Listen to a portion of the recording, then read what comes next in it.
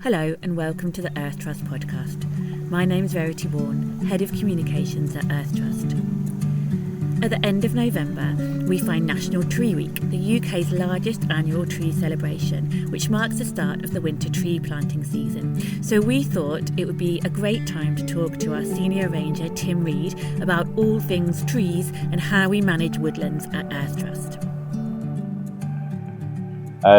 My role is really sort of being the lead sort of person on the ground, taking on the majority of practical land management work, coordinating our volunteers, coordinating our other rangers, and that is varied from kind of grassland management, woodland management, wetlands. We've got a real variety of habitats, so it's a very varied work plan, very seasonal, depends on the time of year. Often the richest parts of habitats are where they bump up and meet against others. Yeah. So where your grassland meets your woodland, and where your wetland in the form of ponds or backwaters comes into a meadow. So having all of those habitats on the site here is a fantastic thing to have, but it does come with its challenges. Each of those three sections, you could spend a lifetime learning everything there is about managing, surveying, monitoring. So we have to take a real holistic approach and look at all of it together. Yeah, absolutely. So it would be great if you could say a little bit about the variety of woodlands that Earth Trust looks after and sort of what's so important about those woodland areas. For me, our sort of standout star of the show is Little Whitnam Wood, which is our oldest block of woodland. It's what we sort of call a semi-natural woodland, which means that it is a historically natural woodland, but it also has had a lot of planting over the years of various species. It's mixed hardwood and softwood. It's had quite a lot of intervention over the years from various owners, ourselves included. But it's a really fantastic place to get involved, get into the sort of woodland, get involved in all of the various sort of management work that happens there and our volunteering. But it's a really varied, mixed habitat. But we have a real range across the site. Yeah. So we have a few research woodlands. Paradise Wood and Neptune Wood are both more recent. They're sort of 20 to 30 years old. And they are collections of trees specifically planted initially for research into timber quality, into tree diseases and pests, and with the potential, certainly in a couple of cases, of becoming what we'd call seed orchards to produce seed long term, which can then be utilised in the wider country, in the wider world. So those come with their own particular set of challenges and a different way of managing compared to our sort of more natural Little Whitnam Wood. We have Broad Arboretum, which is another sort of collection. It's a collection of all trees in native to Oxfordshire. And it's a really good educational resource. It's very different to any natural woodland you'd ever be in because they're all planted in blocks together. So it's a great place to learn about your tree ID. Yeah. And sort of practice that sort of identifying, two different types of silver birch or two different types of birch, silver and downy, which can look very similar. And then we have over at North Farm, we have a variety of what we sort of call farm woodland blocks, which historically, we bought the farm in 2010, historically were planted as part of a sort of government-funded endeavour to get more trees and woodland into farmland. They are not as interesting biodiversity from a biodiversity point of view as some of our other areas, but they've got lots of potential. They're really key in linking up the landscape and connecting hedgerows and these woodland blocks to sort of stop, to reduce the risk of these isolated patches of woodland that over time become more and more is sort of more and more isolated and less diverse over time. But we also have a farm that we manage. So how important are trees in a farming context? Yeah, absolutely. So there's an idea of being really popular at the moment called agroforestry, which is integrating trees into farmland. And when I look around the farm here, we are looking to do more in the route of agroforestry. But when I look around, I think we already do an awful lot. We've retained and created a lot of hedgerows around the site.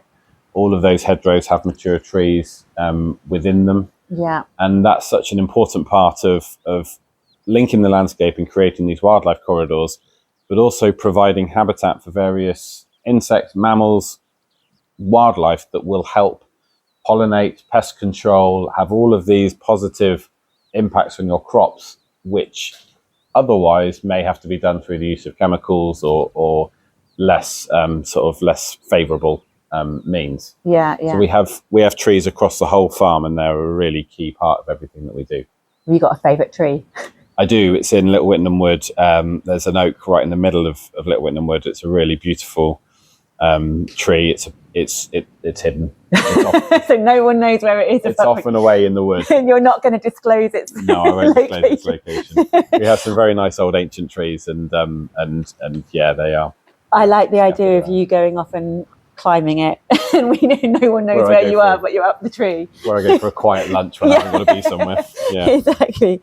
So how do you think our woodlands and the trees we manage, or the way we manage them, kind of connect to the Earth Trust's strategy about, you know, demonstrating and influencing and engaging? Is it different for presumably different parts of our woodland have a different kind of role to play there? Yeah, absolutely. I mean, I think when people think about woodlands and trees, there's this sort of idea that planting trees, really, really, really good, cutting trees down, really, really, really bad. Otherwise, you just leave woodlands to do their own thing. And there is some scope for that in certain places, but actually woodlands really thrive when they're being managed. Yeah. The sort of golden age of woodland, particularly from a wildlife point of view, was hundreds of years ago, when we were coppicing woods for hedge laying. We were taking out materials for building. We were taking out materials for firewood, for fuel, and for forage for livestock. And increasingly now, a lot of timber products that you find in the country are imported. And I think what we have here is a really unique opportunity a really key opportunity to help promote local timber and well-managed woods, both commercially and for a wildlife and biodiversity standpoint. Yeah. And that's not even beginning to sort of touch on the importance of health and well-being in woodlands and trees. There's a lot of research that's gone in to show the importance of getting out into green spaces. I know I immediately feel calmer when I'm in and around woodlands, and if I need to escape sort of the stresses of real life, that's where I'll go. I know a lot of other people feel the same way. So there's all of these benefits to woodlands which are not always obvious or easily understood. But take, for example, Little Whitnam Wood. We've had thinning operations recently where we go through with some quite large machinery. We are in the process of thinning out the softwood conifer blocks to promote hardwood regeneration, so more native species like oak and beech and elm and whatever else we might be producing. We're taking out the stuff that was planted as a crop. And that can look very destructive, particularly as and when it's happening. But that cyclical management, that rotation of removing and replenishing is really important in a woodland. And it is replicating natural processes like the big storms that blow through, knock over dozens of trees.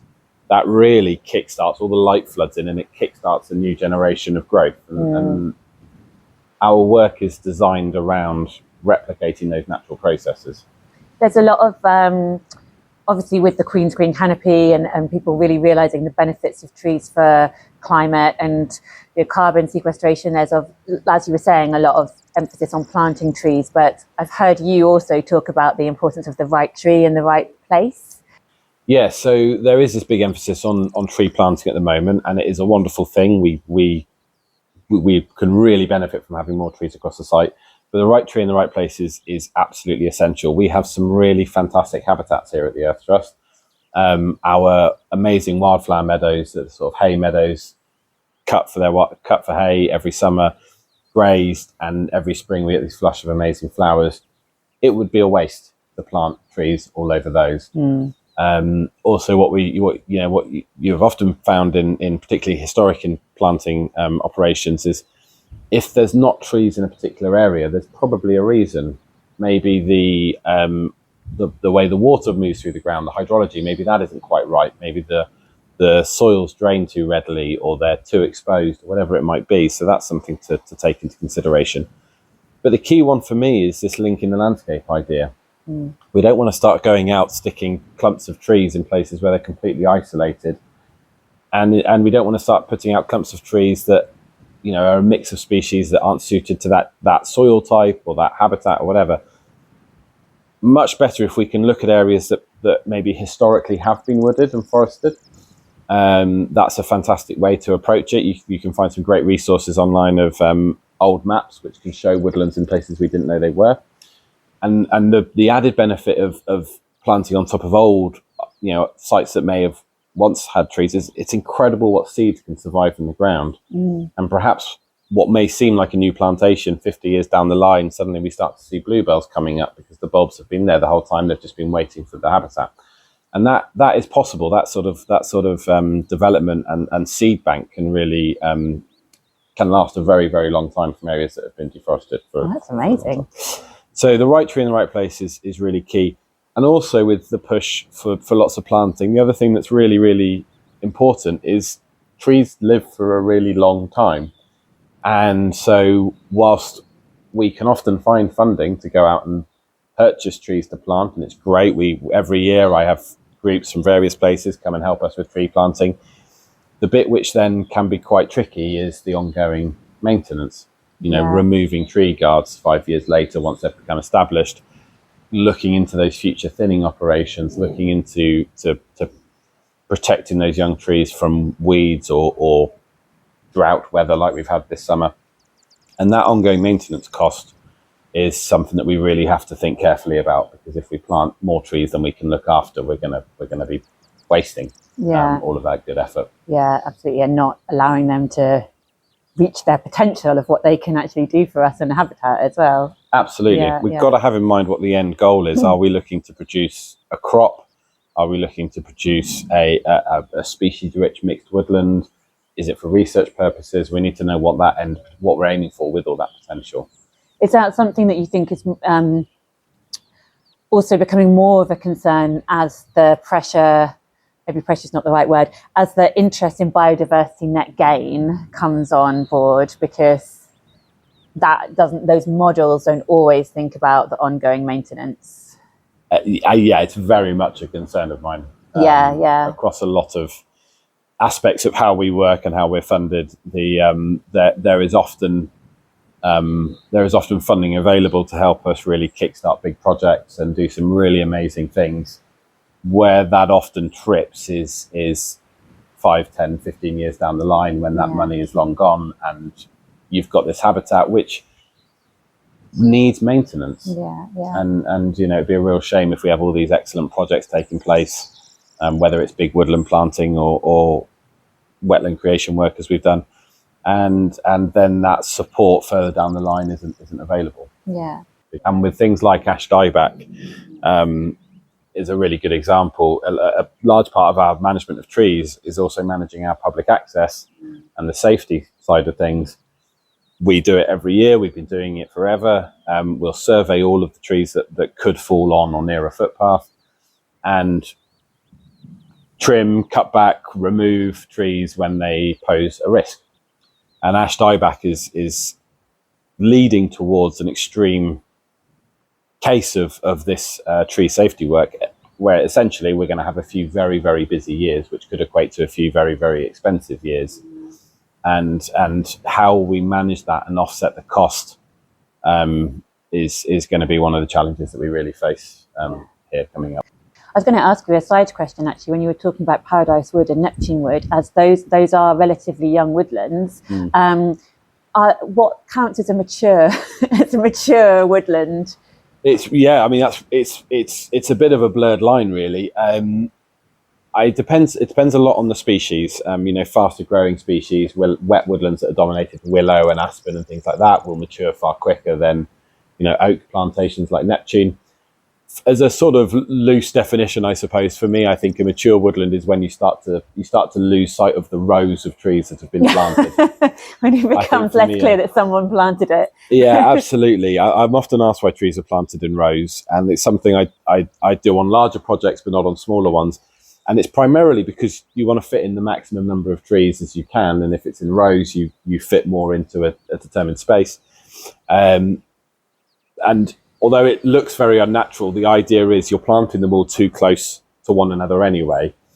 And that thinning operation that we're talking about is a key part of that early management of a new woodland. Right. Because you go out and you take out the less healthy trees, the less successful ones. Some will die off through competition anyway, and you remove those. and then you might have the next flush of younger growth coming through, whether that's seeded or planted.